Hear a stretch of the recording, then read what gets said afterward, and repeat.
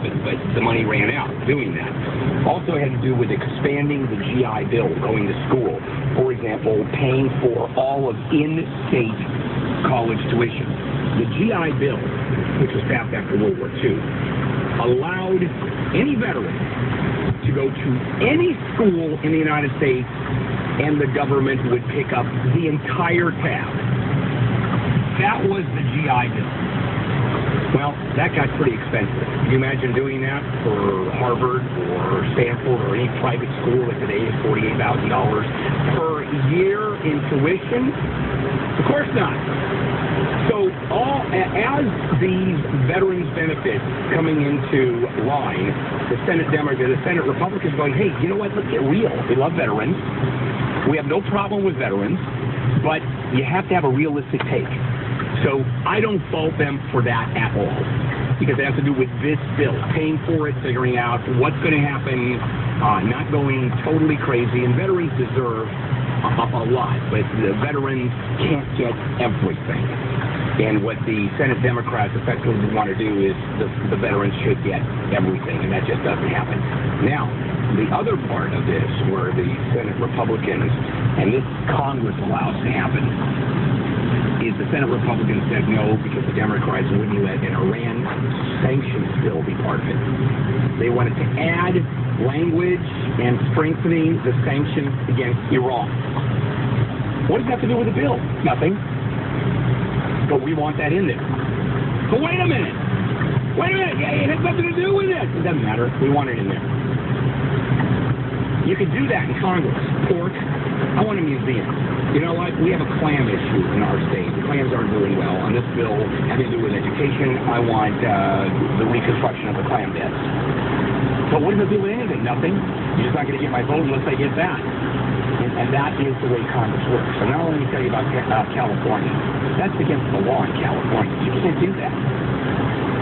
Did you know that in California, when a bill is passed or a bill is introduced, it has to be a single-issue bill? Effectively, it's an up-and-down vote. If you're talking about school funding, it has to do with just school funding. You can't throw in all the extraneous garbage. You can't do it. Now, when the president asks for an up-and-down vote, that's the other thing that Congress can do, can stop an up-and-down vote. The president goes, just vote yes, vote no. No, we're not going to do that. We're not going to do that.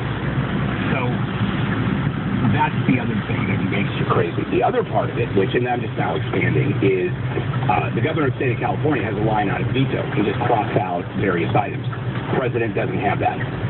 It's a yay or a nay. The president either passes the budget or he says no to it, vetoes it. How about I want to get rid of that reconstructing the clam beds over there in North Carolina? Nope, that's in the bill. That's part of the budget. Thank you. You can't cross that out. So there's a lot wrong. The bottom line, the Veterans Benefits Bill has failed for one good reason, and that is no one's figured out how to pay for it. There are some legitimate concerns that have to be worked out, and for a very bad reason. And that is that Republicans wanted the Iran sanctions thrown into the bill. All right, coming up. You ever taken a picture of your private parts? If you want to be the Anthony Weiner of your class, well, not only do your friends and family get a photo of your schwanz and its various parts, but the NSA has collected those.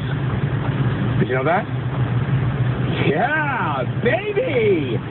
Yeah, just pull out, pardon the phraseology, pull out the records of the NSA, and there is Anthony Weiner's wiener for all of us to see. This is KFI AM 640, more stimulating talk radio. No, I'm not going to even do that often. Connect you with those photos, so just take it from here. Did a song about it. Yeah, you did, actually. We should play that when, I didn't record. Oh, shame. I could re-record.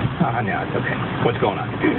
Crews have lined the streets of Glendora and Azusa with some sandbags and K-rail barriers, just in case our heavy rains cause mud and debris flows in those burn areas in the hills above those homes. About 1,000 people have been already ordered out, but Azusa Police Sergeant John Mataloni says there are some people who have chosen to stay. We're not going to be dragging people out of their homes, but we strongly recommend that they heed the warnings of the experts. LA County Fire Captain Brian Jordan is also warning you about fast water in our creeks and streams today. Stay away from the flood channels, flood control channels. They're nice to look at, but you know what? People get too close to them. People end up in them. It's very, very dangerous and deadly. Traffic from the helpful SoCal Honda Traffic Center. New crash 210.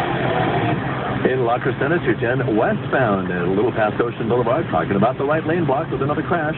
San Pedro on 110 freeway northbound passing Gaffey. That's the crash show now to the right shoulder, but still slowing you down. They cleared a crash on the 10 westbound in Haven. That was an overturned trash truck. It has been taken care of now. A little better news.